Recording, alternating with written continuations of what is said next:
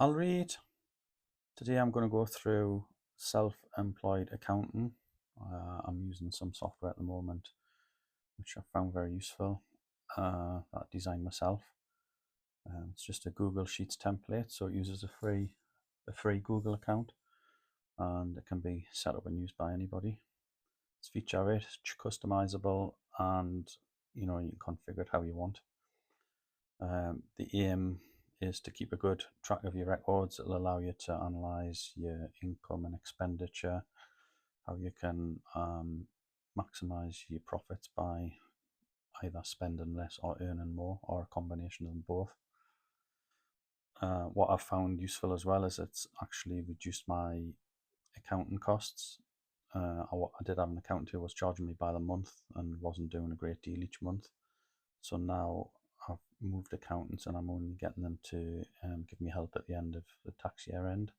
Obviously, I still advise using an accountant, but the software has helped me loads to sort of reduce the costs on that. So it's another added benefit.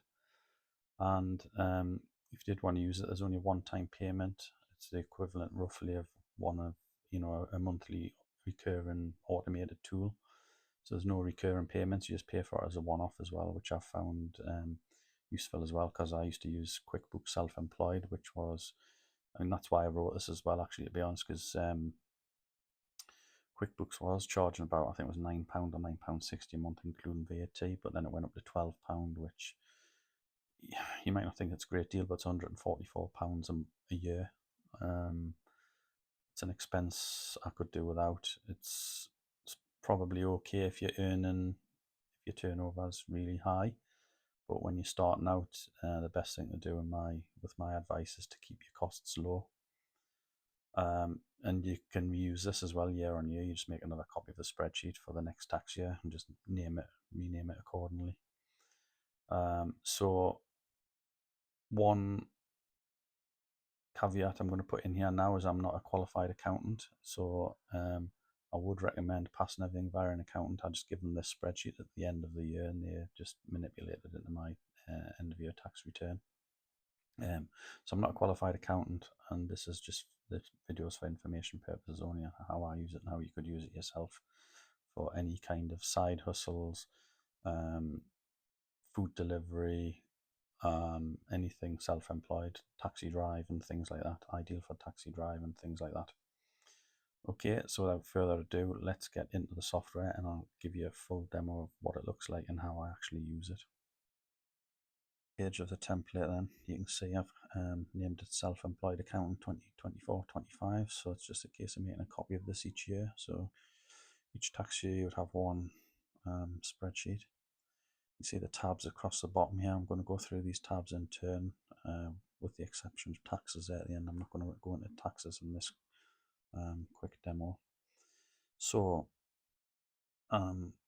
this is the README sheet, and explains how to use the template. But I'm going to show you that in this video, so I'm just going to go into the start sheet to begin with. Click on the start sheet here,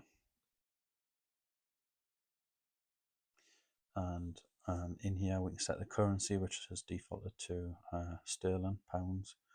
We can set the start of the tax year, which is April 24, and then we can set our income streams and expense categories. I'm going to go on those in a sec. I'm just going to explain this profit goals area here. You can see I've set myself a target, a monthly target of £1,000 for each one. And again, if you wanted to change these, you would just go in and change that. You might be 500, you might want to try and earn £2,000 profit a month, and then that just adds all these individual months up and gives you a total for the year for an annual profit goal.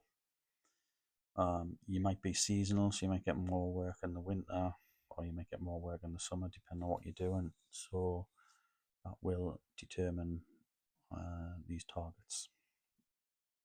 I'll show you how these are used in later screens. So with regard to income streams, then you start filling them in here. You can have 20 income streams and 20 expense categories. So income streams, for example, I'm going to do an example of being a food delivery driver. So I would have, say, Uber Eats as my first one. You might also work for Just Eat. So I type in Just Eat here as well. And then maybe I also do Deliveroo. Oops, if I can spell it. Okay. Your income streams are going to depend on what you do. If you're doing taxi driving, for example, it might be Uber driver and Bolt and Ola or whatever you use. If you're just doing online selling or marketing, you might have eBay sales, Amazon sales, Etsy sales, that kind of thing.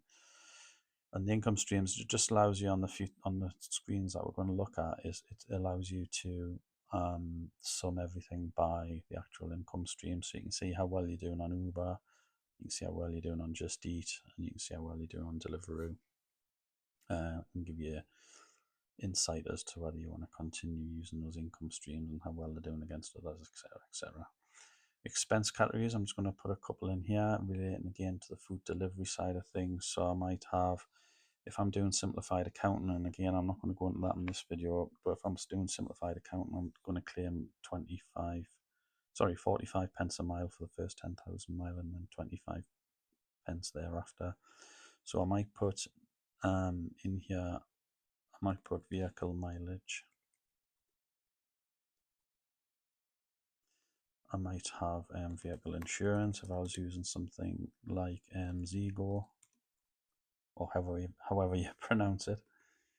Zego, I think. I would have vehicle insurance there. I'm trying to think what else. We'll just use that for now as an example. I will use professional fees for accounting fees, etc. You might have a monthly fee with an accountant, but hopefully, like I've done, is get down to an annual, like a smaller annual fee just for filling in your tax return, because again you supply this entire spreadsheet to your accountant. You can go through all your income expenditure, which is in the next two tabs here. So moving on to the next tab, then we're going to go on to income.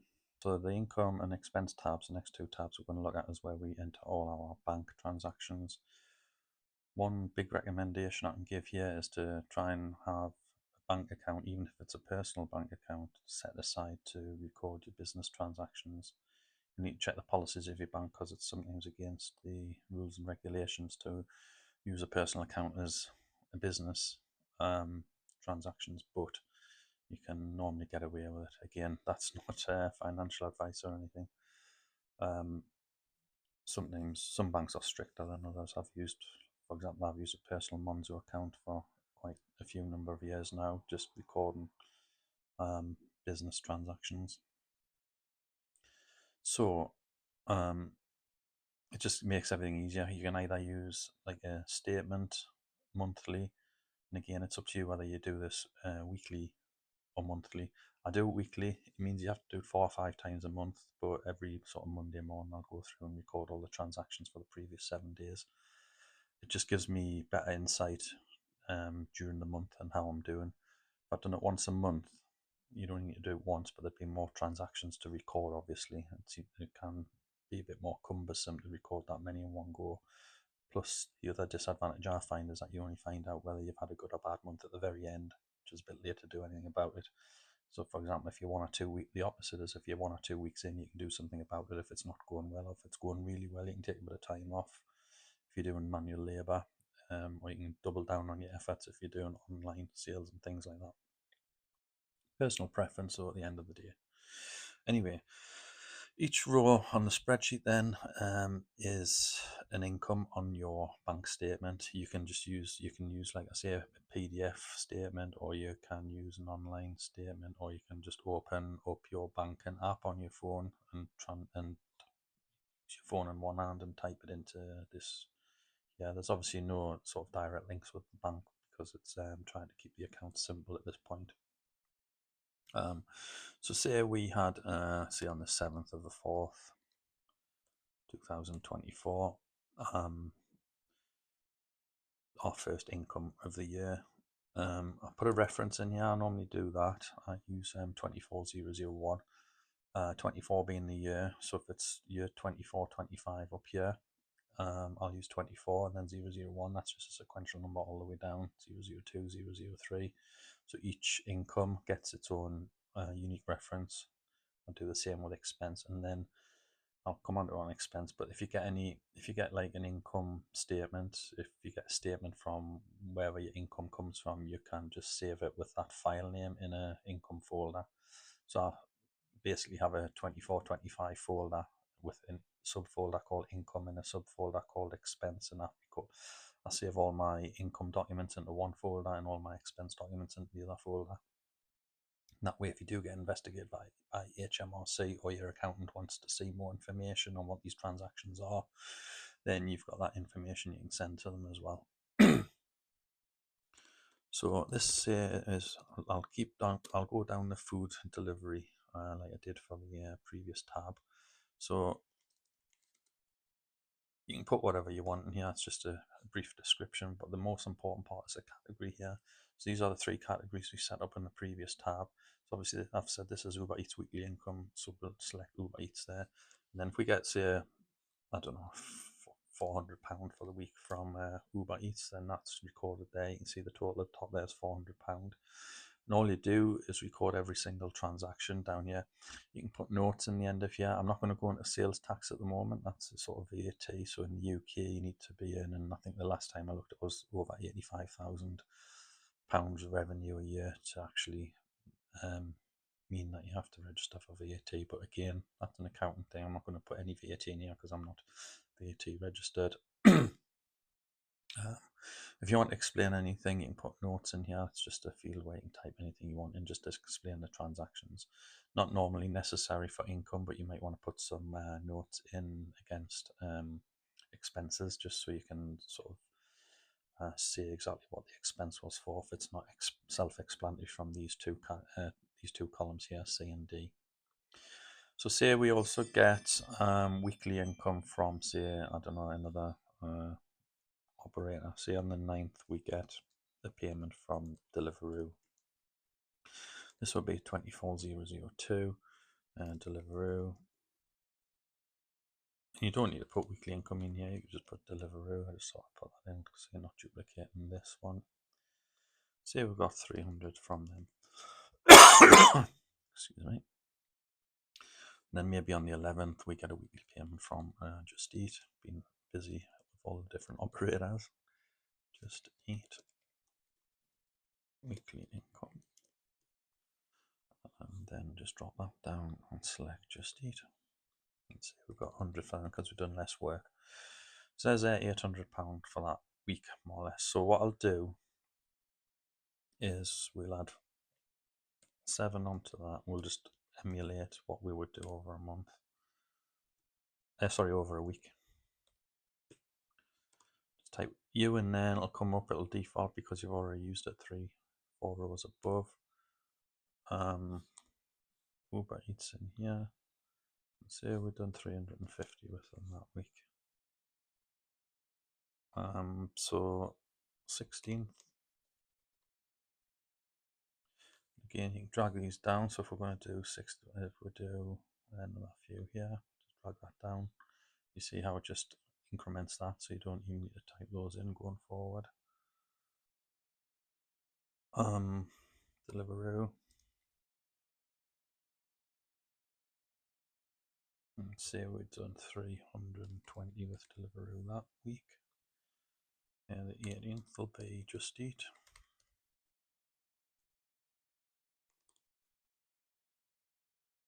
Just quickly put some of these in. 125. So we'll do 3 more. 14th, that'll be the 21st. Assuming we're getting regular weekly payments, that is. Again, I'm just making this up here, so this will be this will be real information from your bank statements. So say we've done 375 with Uber that week. Where are we? 21st, 16th, 23rd, 24th, 23rd. Doesn't really matter too much about this. Just get some information in so we can look at it in the future tabs. Say we've done 190 with Deliveroo that week. And that would be the 25th.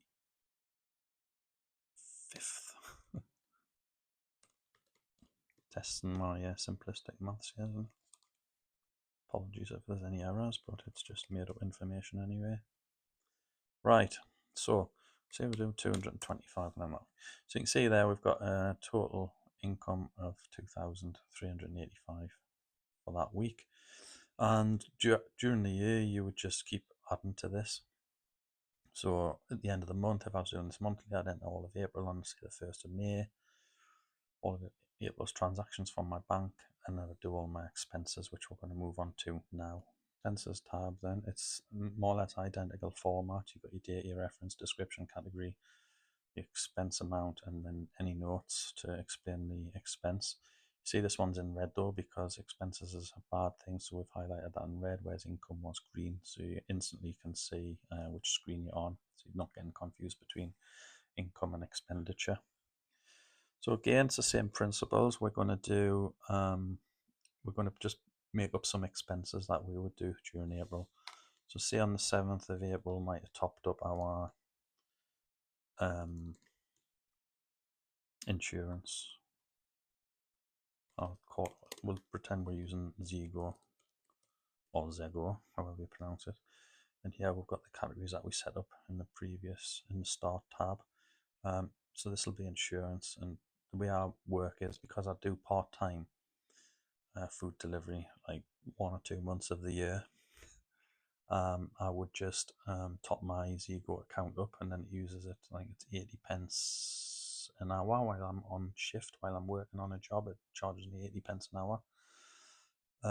So I would top it up and it would just deplete out of that. So my expense would be, say, if I put £25 on, that would last a certain period of time. 25 hours, that might last a week or so. You can explain here on the notes if you want to, but I think that's pretty self-explanatory. If I received an email receipt or something for that payment for the £25, I would save the payment receipt is that name 24001.pdf, something like that, in my expense folder for 2024-25. Again, just so it's all the records are in place in case I get investigated or my accountant wants further information, because he might say, look, you can't claim that expense, for example, but hopefully they'll be able to advise you on what you can and can't claim. So then maybe, don't know, a couple of days later, again, we'll just put some, can't remember what other categories we'll put in now. So if we put some mileage in and then professional fees. So mileage, say if we've done, I don't know, 1,000 mile a week,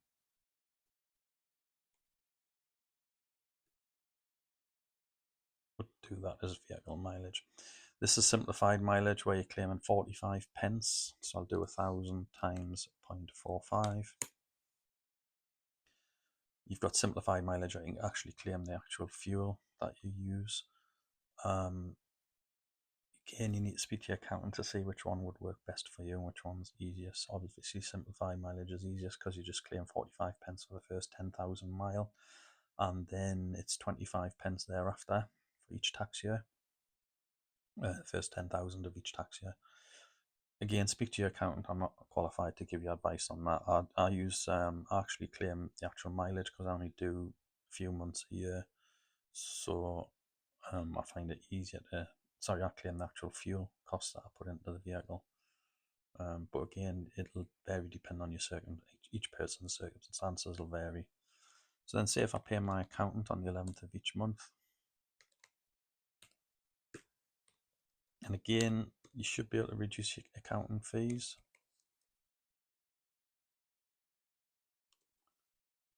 Accountants fees. If you're keeping this amount of records, because the way I see it and the way it's worked when I've approached accountants is that the more records you keep, the cheaper you can get their services for. If they're still trying to charge you like 49.99 quid a month or whatever their going rate is per month, and they're not doing so much for you, then they're making too much money out of you.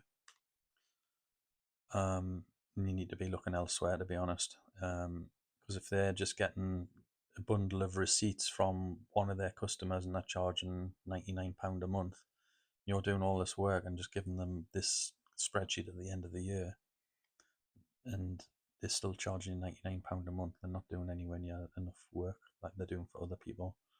I don't actually pay monthly now, I pay annually. I pay a fixed fee which covers my tax return and also ad hoc questions. I can contact them or email them for some support if I want to know, just a quick answer to something like, am I allowed to claim XYZ, for example. They'll reply because I'm a client of theirs and I pay my annual tax return fee. But if you're keeping records like this, the one obviously benefit I've already mentioned is the accountancy fees, and the second ones will come onto the next two tabs, is where you can see how your business is performing. So what I'll do now is I'll just put another couple of transactions in here just to build it up a little bit. And again, these are obviously all made up figures, but we'll put some more insurance in the following week. Put another, we'll put £40 on because we've done a few more miles, for example. And then the 16th we'll have, no, not the 16th. That should have been the 14th. Stick the 14th in there. What you can do here as well on the dates, I haven't mentioned it, you can double click on the date cells and it'll bring up a calendar, but it brings up today's date. But if you are entering these like weekly, it's always going to be in the last 7-day range. So you're always going to be like, if you're doing it on the 12th of December, for example, it's always going to, or your transactions always going to be like between the 5th and the 12th. So you can just select them from here without typing them in. But I'm not using that selection option because I'm putting things in from last April.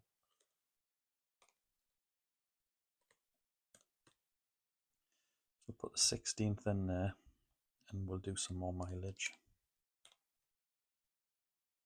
See, we've done a few more miles that week, sorry.